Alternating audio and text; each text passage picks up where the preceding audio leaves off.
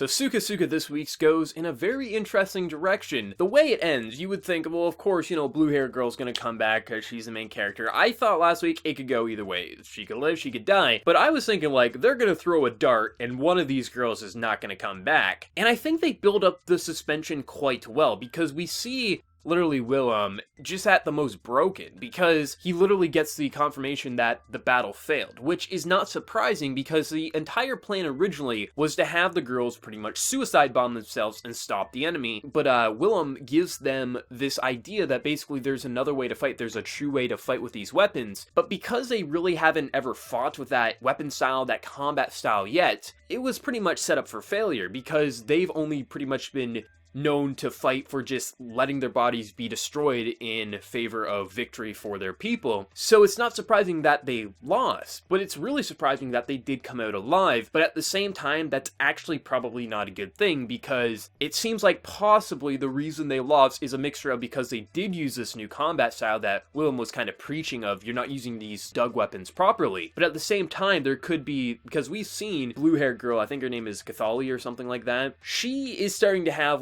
she's scared for her life, and that's a dangerous thing for these girls because they have to have no fear and pretty much be willing to sacrifice themselves, and it seems like that fear may have cost them the war, or at least this battle, and in doing so, they lost and only a few retreated. But to see the moment where Willem's just sitting in the rain, just broken, and the girls are talking like, okay, we have to send a message because we know he's not going to be he's going to be shattered if he doesn't hear from us. And then he sees, they're alive. And I love the scene where he just uses this sort of magic, this sort of ability, which gets confirmed. It's not just a visual thing. It gets confirmed in the episode he had to be using some secret art, some sort of magic, to literally go at Mach speed and just hugs her. And it's this thing where the other two are just let him have this because, he's always trying to put on this tough guy act, but of course he's broken.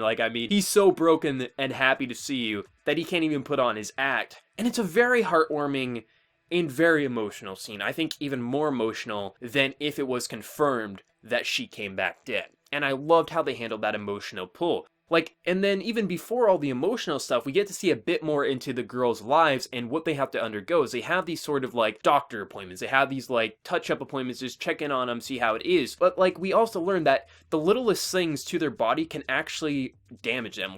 One of the girls pretty much is getting cavities, her body isn't able to handle all the milk she's taking in, but at the same time, things that happen to their bodies, because it seems like they are just these creations for this war, it seems like their minds can also shatter and they could become lifeless and just lose who they are if they aren't careful. Now, so far, the girls themselves are fine in this batch, but they have to be extra cautious, but at the same time, they also do this tuning experiment, which hasn't happened yet. It will by the end of next week's episode. But they do this tuning to pretty much make these little girls' bodies, pretty much it seems like from my understanding of it, into an adult form. Because if you were to send a little girl who's 8 years old into battle with a dug weapon, their bodies are not ready to use these weapons. So it seems like they do this sort of tuning experiment to make their bodies, I don't think it's going to be a visual outside representation. We're going to see these little girls now look teenagers or adults. But it seems like they do this kind of tuning into their internal organs so they are adults from the inside at least, so they can handle this weapons. But it seems like they do this because they lose so many of these girls, they have to send more girls in at an earlier age, but the only way to do that is if you tune their bodies so they seem like adults. It's a crazy thing, and it's kind of dark and twisted in its own way, and we even get to see Willem have PTSD in this episode, literally, because he's scared of losing these girls, but it also relates back to his own war and losing everything that he had. So he has these moments of he is terrified to lose these people because he is starting to get close to him, and I think they're handling it beautifully. The animation in the episode, it wasn't that spectacular as was the art quality. It was fine, it wasn't that amazing or jaw-dropping, but when we have that rain scene, it was spectacular. It wasn't overly detailed, but the effects to the sound effects to just